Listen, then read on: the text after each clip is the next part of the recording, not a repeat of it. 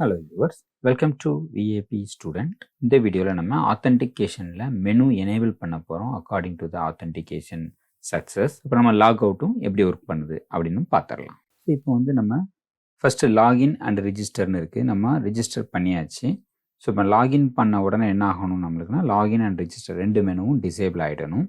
Okay, டிஃபால்ட்டாக book அப்படிங்கிற அந்த மெனுவுக்கு நம்ம ரீடைரக்ட் பண்ணணும். ஸோ ரியல் டைமில் என்ன வச்சுருப்போம், டேஷ்போர்டுன்னு ஏதாவது ஒரு மெனு வச்சுருப்போம், அந்த பேஜுக்கு நம்ம ரீடைரக்ட் பண்ணுவோம். அதை தான் இப்போ பண்ண போகிறோம். ஸோ இதுக்கு முதல்ல நம்ம வந்து இஸ் ஆத்தென்டிகேட் அப்படின்னு ஒரு மெத்தடை ஆத் சர்வீஸில் நான் போடுறேன். அதாவது கரண்ட் டோக்கன், இந்த என்னுடைய வேரியபிள் இருக்குல்ல கரண்ட் டோக்கன், இது வந்து நல் இல்லைன்னா ட்ரூ அப்படின்னு ரிட்டர்ன் பண்ணும். நல் வேல்யூவாக இருந்துச்சுன்னா, அதாவது டோக்கன் இல்லைன்னா ஃபால்ஸ்னு ரிட்டர்ன் பண்ணும். இந்த மாதிரி ஒரு மெத்தட் எழுதியிருக்கிறேன் உள்ள. டெர்னரி ஆப்ரேட்டர் அப்படிமாங்களா, இஃப் கண்டிஷன் போடுவாங்க அது மாதிரி. ஸோ இந்த மெத்தடை வச்சு தான் நான் மெனுவை டிசேபிள் எனேபிள்லாம் பண்ண போகிறேன். ஓகே, இதை நம்ம சேவ் பண்ணிக்கலாம் ஃபஸ்ட்டு. ஸோ நான் ஆப் காம்பனண்ட்டில் போய்ட்டு இந்த லாகின் அதுக்கப்புறம் ரிஜிஸ்டர் இந்த ரெண்டையும் நான் ஒரு என்ஜி டெம்ப்ளேட் அப்படிங்கிற மாதிரி போடுறேன். அதாவது என்ஜி டெம்ப்ளேட் அதுக்கு உள்ள லாகினையும் ரிஜிஸ்டரையும் போடுறேன். அதில் இஃப் கண்டிஷன் போட்டு செக் பண்ணுறேன். ஆத்தென்டிகேஷன் நல் இருந்ததுன்னா நம்மளுக்கு ஃபால்ஸ் கொடுக்கும்.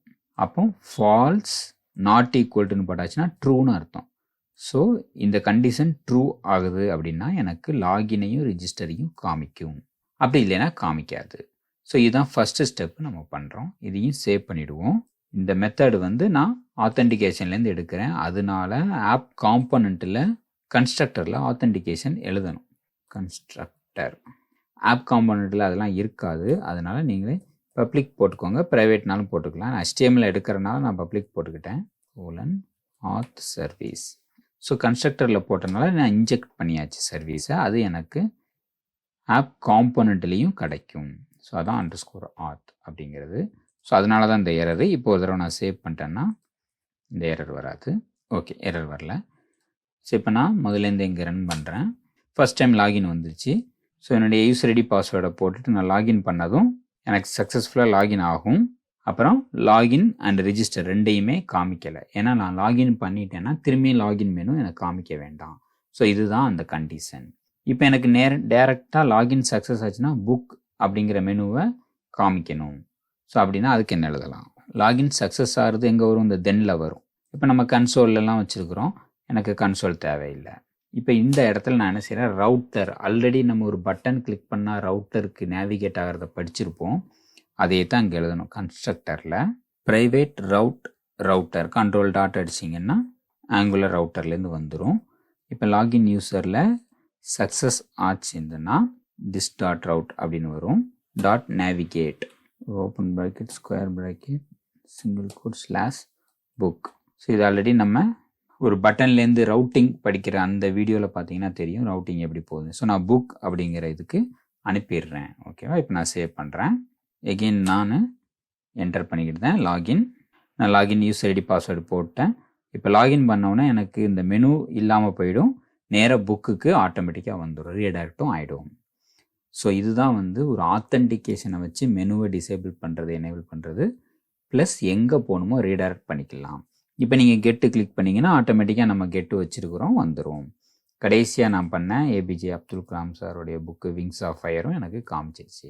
இது எல்லாமே ஃபயர்பேஸில் சேவ் ஆகிருக்குது. இப்போ நம்ம ஆப் டாட் காம்பனண்ட்டில் லாக் அவுட் ஒன்று வைக்கணும். அதுக்கப்புறம் லாகின் பண்ணால் மட்டும்தான் நம்மளுக்கு இந்த புக் அப்படிங்கிற மெனு எனேபிளாக இருக்கணும். இந்த ரெண்டையும் சேர்த்து ஸோ இந்த மாதிரி நான் ஆல்ரெடி புக் இருந்துச்சு, அதில் ஸ்டார் என்ஜிஎஃப் நம்மளுக்கு தெரியும். இஸ் ஆத்தென்டிகேட்டட் ட்ரூவாக இருந்தால் மட்டும்தான், அதாவது ஆத்தென்டிகேட் இருந்தால் மட்டும்தான் புக்குங்கிற மெனுவை காமிக்கும்.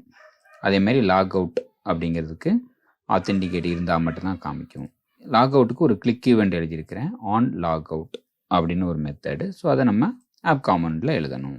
ஸோ இந்த இடத்துல என்னுடைய சர்வீஸில் லாக் அவுட் அப்படின்னு ஒரு மெத்தடை கால் பண்ணுறேன். என்னுடைய சர்வீஸ் ஆத்தென்டிகேஷன் சர்வீஸுக்கு போயிட்டு லாக் அவுட் அப்படின்னு ஒரு மெத்தட் எழுதுகிறேன்.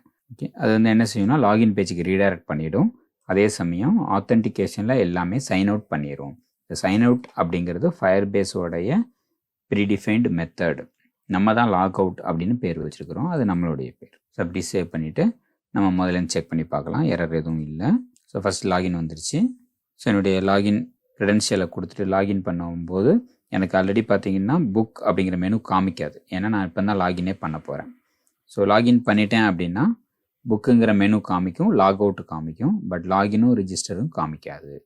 ஓகே, இப்போ நான் கெட் புக் லிஸ்ட் போட்டேன்னா எனக்கு புக் லிஸ்ட் வந்துடும். இப்போ நான் லாக் அவுட் கிளிக் பண்ணால் எகைன் எனக்கு லாகின் ஸ்க்ரீனுக்கு போயிடும். எதுவுமே எனக்கு ஒர்க் ஆகாது. ஸோ இதுதான் லாக் அவுட்டுக்கான கோடிங். ஸோ இந்த ஃபுல் ஆத்தென்டிகேஷன் வீடியோவையும் பாருங்கள். ஸோ ஃபுல் ஸ்டெப்பும் நீங்கள் ஸ்டெப் பை ஸ்டெப்பாக ப்ராக்டிஸ் பண்ணி பாருங்கள். இதை வச்சு தான் நம்ம ஒரு ப்ராஜெக்டே பண்ண போகிறோம். Thank you viewers.